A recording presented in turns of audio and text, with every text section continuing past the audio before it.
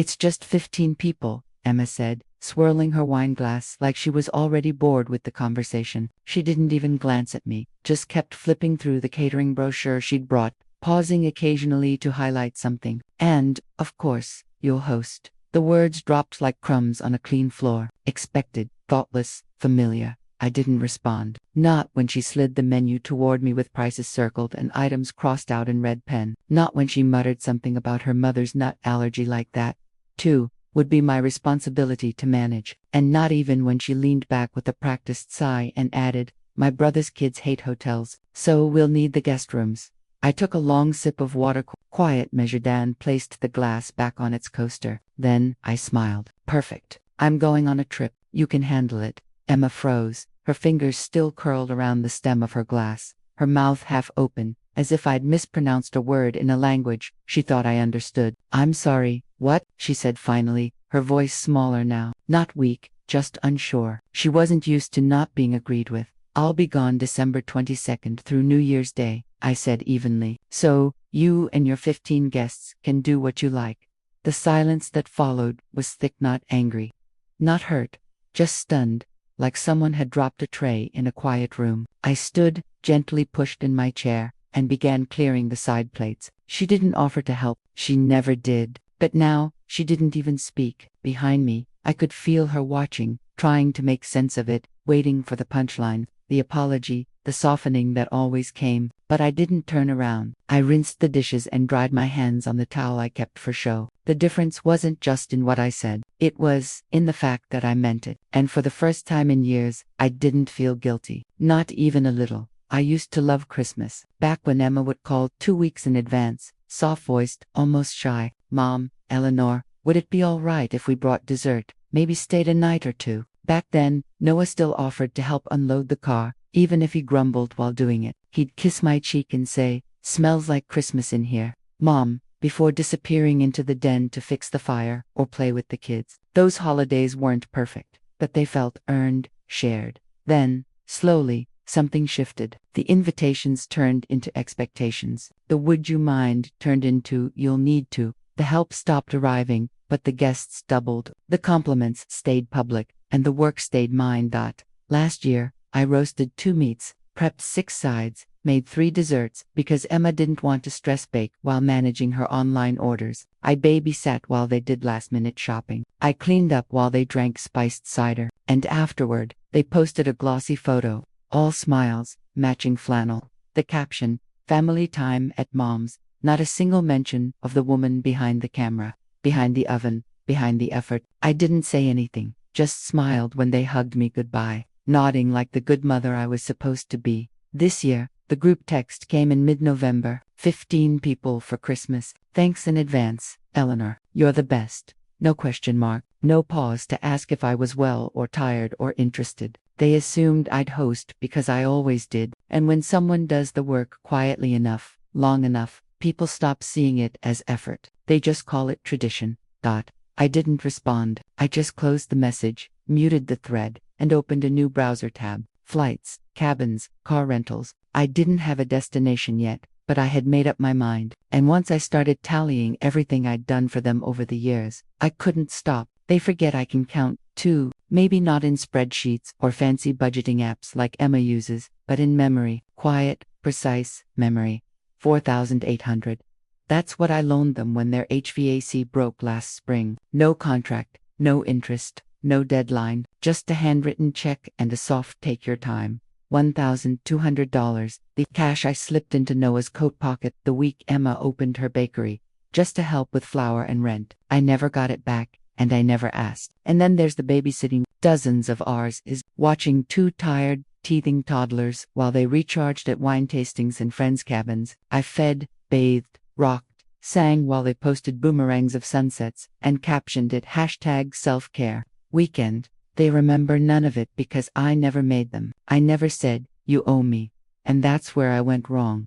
Because last week, while discussing plans for this year's Christmas menu, Emma looked up from her phone and said, "Don't go overboard on food this year. Our budget's tight. Our budget," as if I were part of that equation, as if I hadn't covered the turkey, the ham, the pies, every single year. That sentence didn't bruise me. It clarified things. They want my house, my table, my labor, my warmth, but not me, not my presence, not my comfort, not even my opinion, just what I can provide quietly and without thanks. That night, I made a decision. It wasn't dramatic, no yelling, just me at my laptop with a cup of coffee and a blank search bar. Quiet winter cabins, Arizona. A few clicks, one reservation, December 22nd to January 1st. No guests, no list, just 10 days of air that isn't filled with expectation. I closed the laptop, finished my coffee, and folded the receipt into a drawer. It was the first thing I'd bought for myself in years that didn't require justification, and I already knew it wouldn't be the last.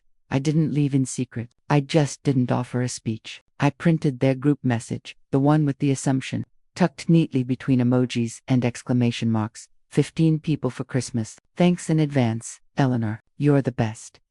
I folded it once and slipped it into a plain white card. No frills, no glitter, just space for truth. On the back, in steady handwriting, I wrote, "This home will be unoccupied from December 22nd to January 1st. Wishing you warmth, food, and joyful memories wherever you choose to gather. Eleanor." No sarcasm, no guilt, just facts. I taped it to the side of the mailbox at the edge of the driveway, facing the street, just high enough that Emma couldn't claim she missed it, just low enough that Noah would have to bend slightly, stoop a little, to read. I locked every door, unplugged the coffee maker, set the thermostat to away mode. Then I walked through the house one last time, not out of nostalgia, but clarity. No garland on the banister this year, no pine-scented candles, no folding chairs brought up from the basement, no menu planning, no extra linens laid out. The dining table was bare, the oven cold.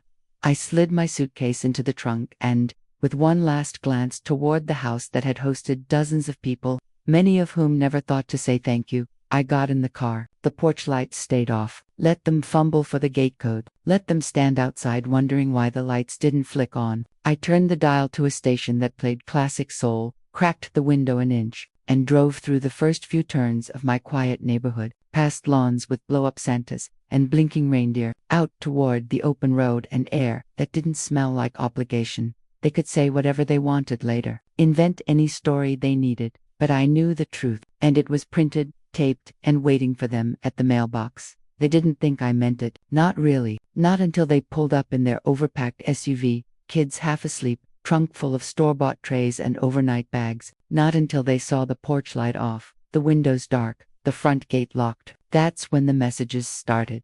Noah's name lit up my screen first. "Mom, where are you? Are you okay?" I imagined him standing there, frowning at his phone, already irritated by the drive, trying to keep the kids from fighting in the back seat, while Emma stood beside him with arms folded. Then her messages came. "Gates locked. We're here with food and kids. What's going on? Did you forget we were coming? Check your phone." I didn't answer. There was nothing left to explain that. Then the tone shifted. Faster, sharper. "This isn't funny. You're making a scene. This is selfish. Selfish." That word again. After 3 decades of saying yes to everything, yes to cooking, yes to watching the kids, yes to staying late, cleaning up after everyone left, swallowing my words so peace could sit at the table, they called this selfish. I picked up the phone, read the thread once, then placed it face down in the drawer of the nightstand. Outside the cabin, pine trees stretched toward a sky that was starting to burn orange with late afternoon sun. Somewhere nearby, a bird whistled. Something small scurried through leaves. The world didn't care that I'd said no. It didn't call me selfish. It didn't expect me to serve. It just let me be. I sat by the window, my hands wrapped around a warm mug, and let the silence settle deep into my bones. Back home, maybe they were pacing, maybe calling neighbors, maybe already rewriting the story so they could be the ones left out, wronged, confused, but the card was still taped to the mailbox. Clear.com. Final. They didn't get to say I hadn't told them. They just didn't want to believe I finally meant it. I didn't know where they ended up until Laura called. She lives across the street, the kind who always notices when the trash bins aren't out or when the porch light hasn't been turned on in days. "They're over at Emma's brother's place," she said. "Whole crew. Must have been a last-minute shift." I could hear the amusement in her voice, the kind you have to soften when talking to someone you think might be hurt. But I wasn't hurt, not even curious, really. "Still," I asked, "how do you know? One of the kids left their jacket on your lawn. she said. I walked it over, and, well, I saw enough. I pictured it. Is tight kitchen, one of those galley layouts where you can't open the fridge and the oven at the same time. Too many voices trying to take charge, not enough chairs, an unfamiliar stove with unreliable heat. Laura said Emma had tried to roast the turkey herself. Looked good on the outside, but raw as a January lake inside. They ended up slicing around the center and calling it rustic. 3 adults slept on an air mattress that hissed itself flat by midnight. Someone forgot the ice. Another brought cold takeout no one touched. They argued over serving spoons, but not a single person mentioned me. Not out loud, not truthfully. They told people I was sick, that I'd gotten overwhelmed, that I needed rest as if rest was something they'd ever allowed me to have before. They didn't say I was fine, didn't say I had booked a trip months ago, didn't say I'd left a card in plain sight with every detail spelled out. No, they rewrote it because the truth that I chose not to host, not to give, not to stretch myself thin for another year was too inconvenient, too disruptive to their image of me. So, they erased me from the story. But even without my name in the credits, they still couldn't make the day work. And Laura said, honestly, it didn't feel like Christmas at all.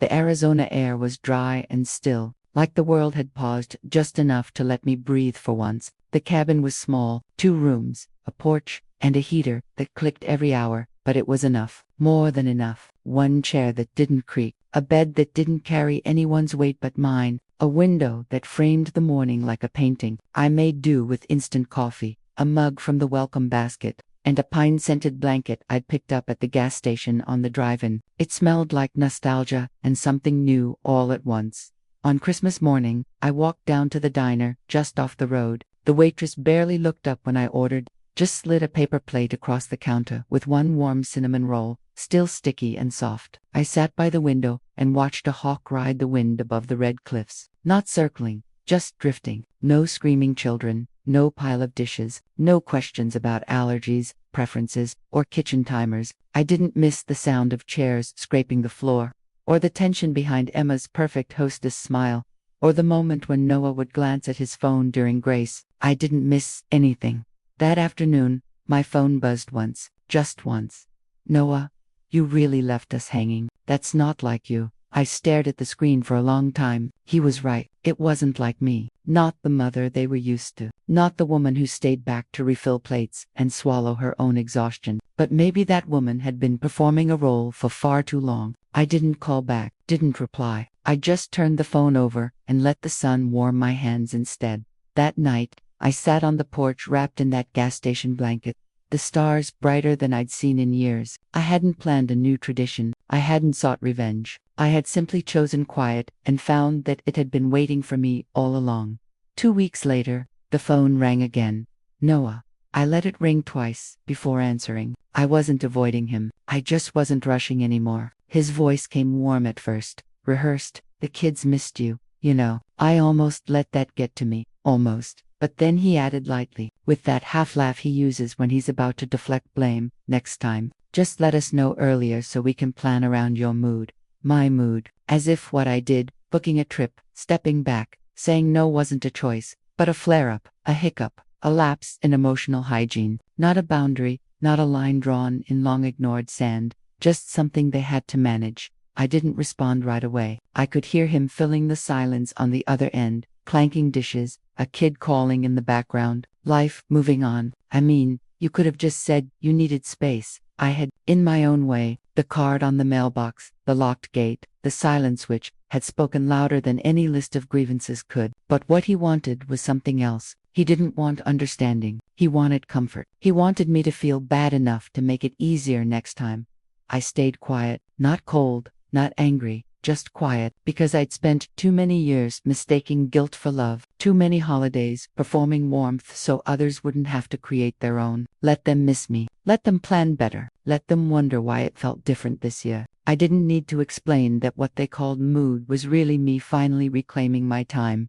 I'm glad the kids are well, I said simply. I hope they had a good Christmas. I could hear him trying to steer the call back toward ease. But I was already somewhere else, beyond the script, beyond the guilt. We hung up soon after, and I placed the phone on the windowsill where the late sun caught the edge of the screen. I didn't feel triumphant, just clear. And clarity, it turned out, was stronger than apology. In January, I cleared the garage, not in a flurry, not in a fit of anger, just one box at a time. I opened each bin, sifted through tinsel, chipped ornaments, and broken strands of lights that hadn't worked in years. I kept the wooden angel Noah made in second grade. Everything else, the folding tables donated, they'd only ever come out for their parties, their guests, their comfort. The extra linens packed and dropped off at a shelter on a quiet Tuesday morning. The bins of holiday decor, gave them to a church rummage sale. I didn't post about it, didn't tell anyone, because it wasn't for them. It was for space, for air, for the quiet hum of a garage that didn't carry the weight of expectations.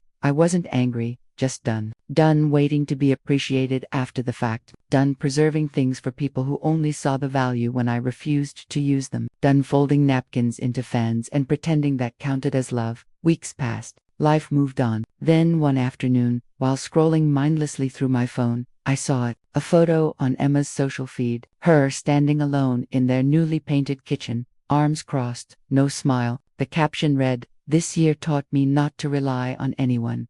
I stared at it for a long moment, then I smiled, because I'd learned the same thing, and for once, I didn't feel the need to correct her version. Let her keep her story. She hadn't noticed that I hadn't invited them to Easter, hadn't reminded them about birthdays, hadn't followed up on Noah's vague offer to come by sometime. They were too busy adjusting to their new dynamic, to the absence they didn't expect to last.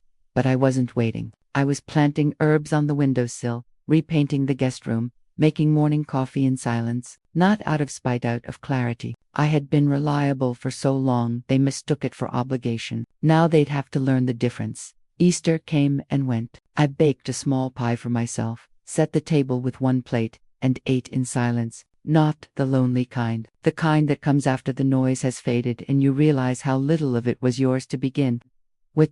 Then Mother's Day. No call, no card, just a photo on social media. Noah and Emma smiling at a rocky coastline in Maine, windswept and carefree. The caption read, "Much needed family reset." I didn't feel forgotten. I felt free. By late summer, I joined a hiking group that met every Saturday morning. Real people, real laughter, no group texts with fake gratitude. We didn't talk about casseroles or complaints. We talked about elevation gains, sore knees, good socks. In September, I booked another cabin, this one, farther north, near a lake, wood-burning stove, no Wi-Fi. I marked it on my calendar in red ink. Then November rolled in. One crisp morning, Noah texted, "You're still coming for Christmas, right?" No greeting, no question mark at the end, just the assumption wrapped in a soft expectation, like always. I read it once, then again, and I typed simply, "No, but I hope it goes well." No explanation, no apology. There was nothing to explain and even less to regret. I didn't leave to punish them. I left because I finally realized they never really noticed me staying. I was the meal, the planning, the background music, and the clean towels, but not the guest, not the heart. And once you see that clearly, you don't go back to pretending. So, I didn't. This Christmas, I'll be in a cabin again with my coffee, my blanket, a library book with someone else's scribbles in the margins, and maybe they'll post another picture. Maybe they'll say, "It wasn't the same this year." But I won't be watching, because when you stop performing, you start living. And I have a lot of living to do.